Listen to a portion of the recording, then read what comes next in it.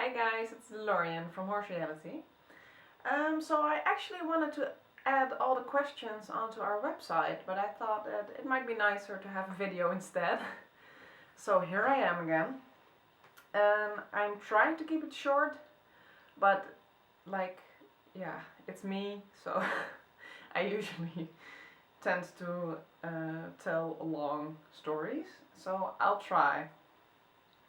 Kyla asks, will the American miniature horse be available at launch?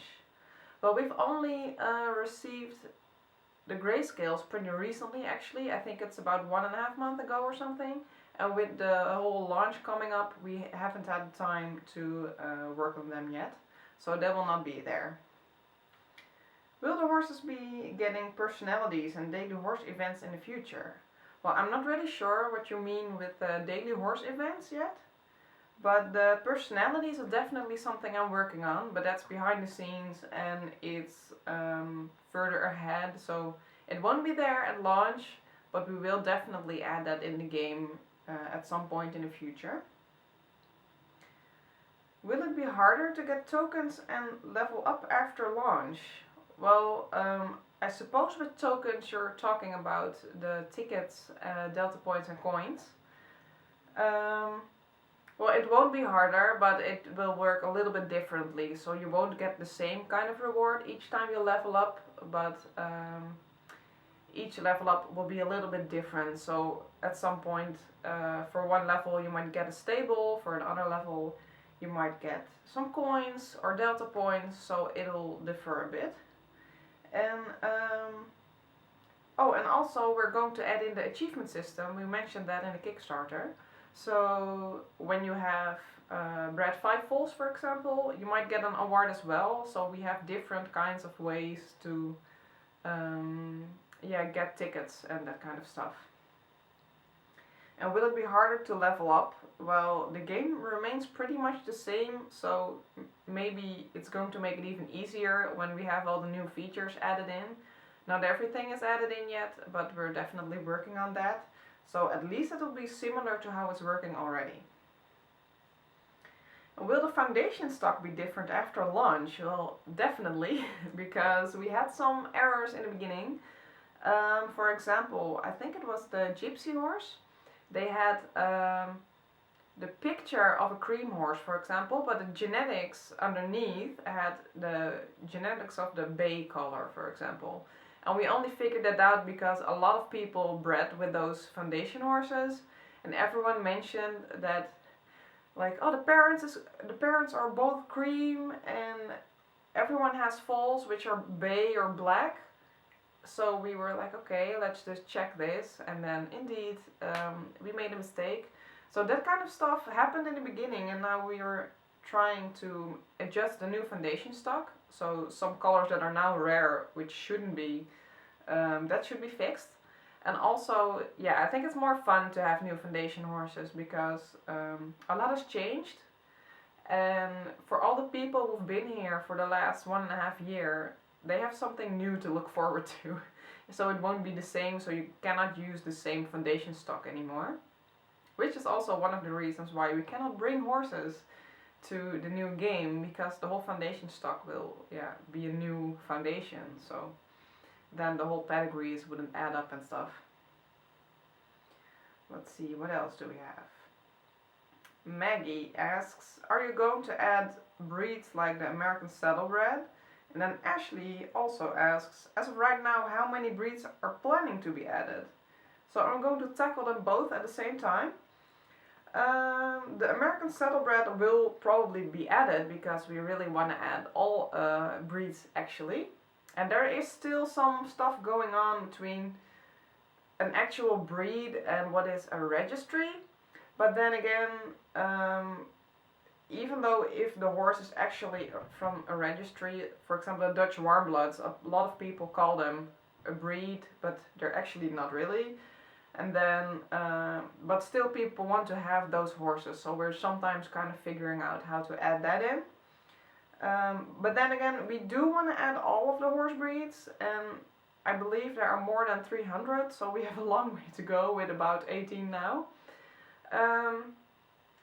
So yeah, it basically depends on how fast we can get the grayscales, how fast we can add the horses in, and the more complex the game is becoming, the longer it will take to add a breed, because yeah, for example, the tech, for now the tech won't be visible on the horses, but at a later stage we want to adjust that and have it visually available on the horses. So if we add a new breed, we would also need to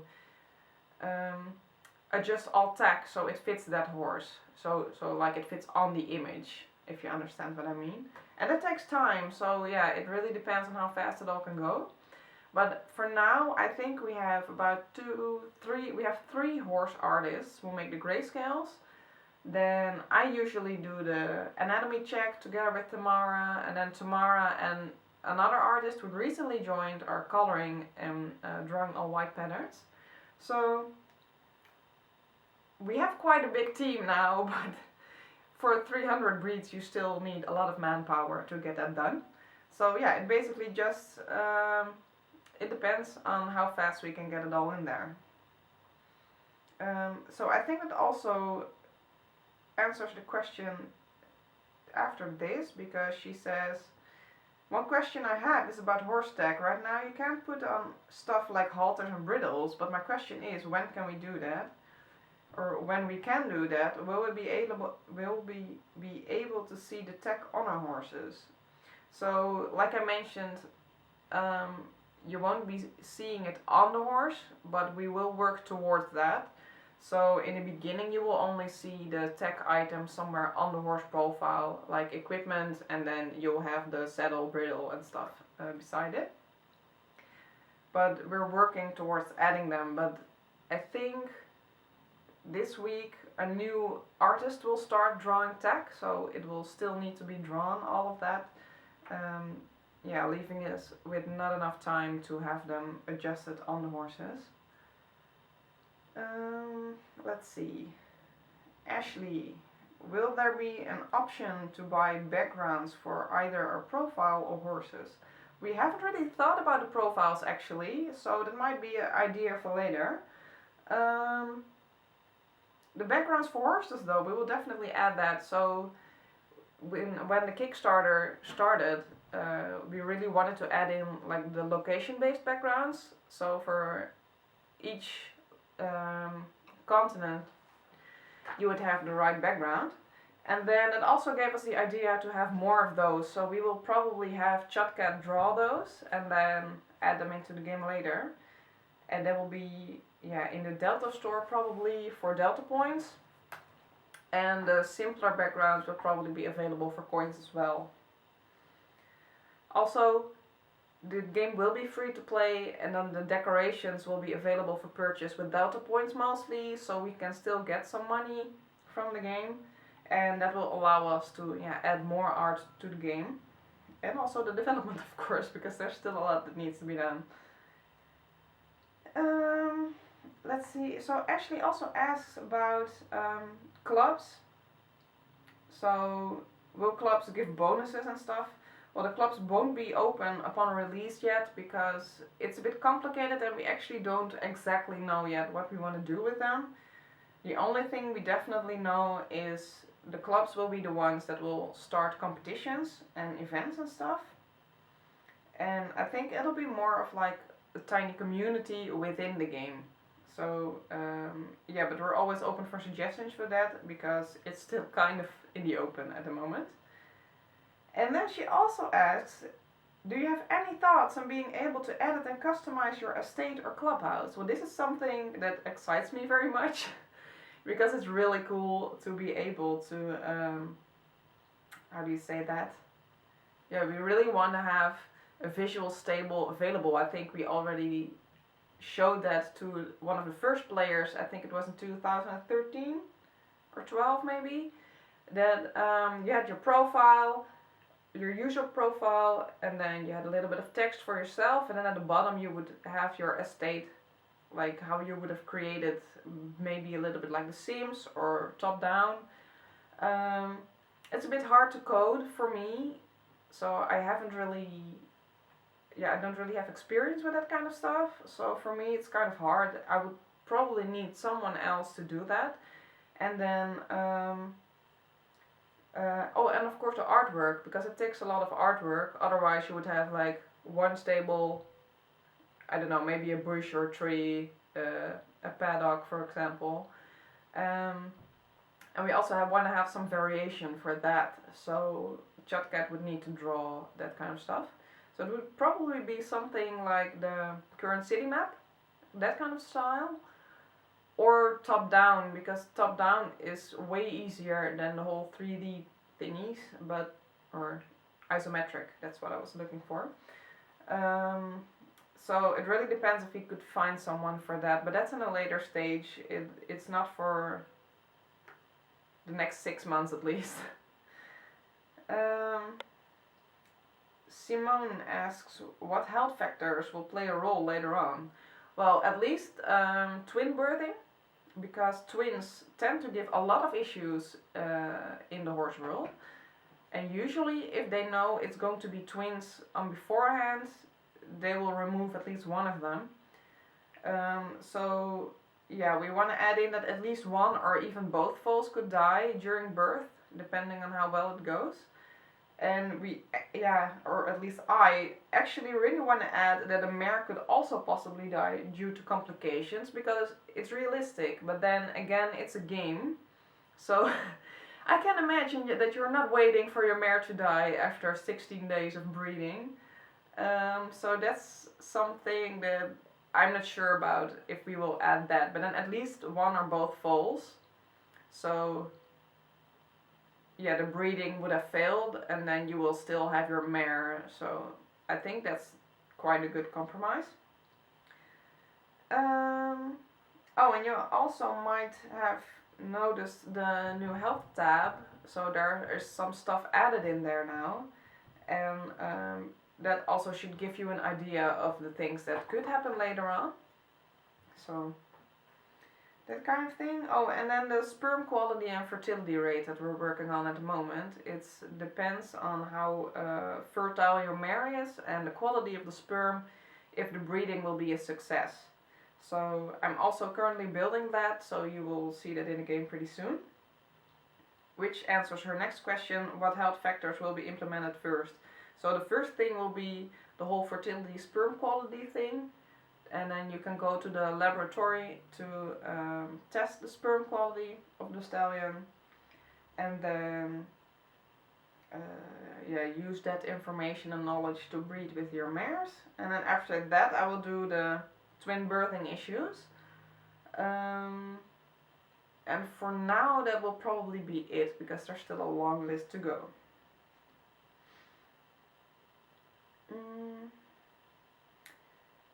Someone asks if somatic mutations, brindle and chimera will be added later on. That is something I'm not sure, because I'm not the color expert of the game. That's mostly Tamara, so I would need to ask her. And the same goes for the question after that is, will quarter horses get a Tobiano gene in the future, or will it be the paint horse? I would also need to ask Tamara, so I will just add it down below in the comment section. Or when you read the blog, I will also put up all questions and answers on there. So if I have the answer, I will add it. Are you going to make the paint horse and quarter horse two different breeds? Well, yeah, we will, because we already have the paint horse in grayscale actually. So we still need to adjust the anatomy, and then it's ready to be colored.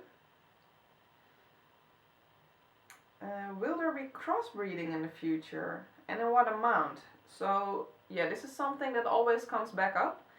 And for me, it's like Horse Reality is a realistic horse breeding game, and we try to make everything realistic. So what I want to do is somewhere in the far future we will allow certain breeds to cross. For example, the Arabo-Frisian. You have the Arabian and the Frisian horse together. Because there are a lot of pictures, it's also kind of a breed already. Yeah, more like that kind of breed, based of two mixes. And then we can really show the horse that it's going to be and crossbreeding with all breeds will be really difficult because we really want to depict the real outcome. So it requires a lot of art, because with 18 breeds, yeah, versus 18, if you would match them all up, it would be more than, I think, 300 something combinations. And then you still have to color all those combinations as well, so it requires a lot of art, and a lot of extra work. So we'd rather work on adding more breeds to the game before we would add crossbreeding. Let's see. Why horse reality? What is the biggest, or what is the inspiration for the game? Well, this is one of my favorite questions, always. I've been playing horse games since I was 14, something like that. And I'm now almost 28. So half of my life, really. And I don't know, when I was playing horse games, you had these on the Nintendo DS, or they were mostly 3D. And I don't really like 3D, it's not my kind of gaming style, I guess. And then you could brush your horse, you could ride your horse, and I'd really rather ride a horse in real life. So in a game, I like it to be pretty fast and quickly done. So like how we have it in horse reality, for example, you just click the button, ride competition, and you're done. For me, it's more about breeding horses, and you want to make them better, or special colors or whatever. And in most games it was not really done, or if it was done, you had these like My Little Pony style, or there are some horse games, then you have realistic horses, but then you also have like a Pegasus and unicorns, and with the rainbows on the background, and I don't know, I just felt it was too childish. And at some of these, there was one game where I found Tamara, so I was just playing the game and we just started talking actually. And then, I don't know, just the imagination, like, oh, wouldn't it be cool if you could do this, and oh, if you could do that, and that was really fun to talk about. So at some point we were just like, oh, should we just, I don't know, find a domain name or something to really do this? So what did we do? We searched the whole internet, and I think it took like 6 months before we could find something, because the most of the the most domain names were already taken. Everything you want with horse or game or something like that, it's already taken. So at the end we finally found horse reality, and that's actually what really got our juices flowing, because when we had horse reality we were like, oh, but then we can really make a realistic game, and with with pretty art, and it just, I don't know, we just started talking about that, and once I bought a domain name, we were like, okay, we're really gonna do this, okay, we're gonna do this.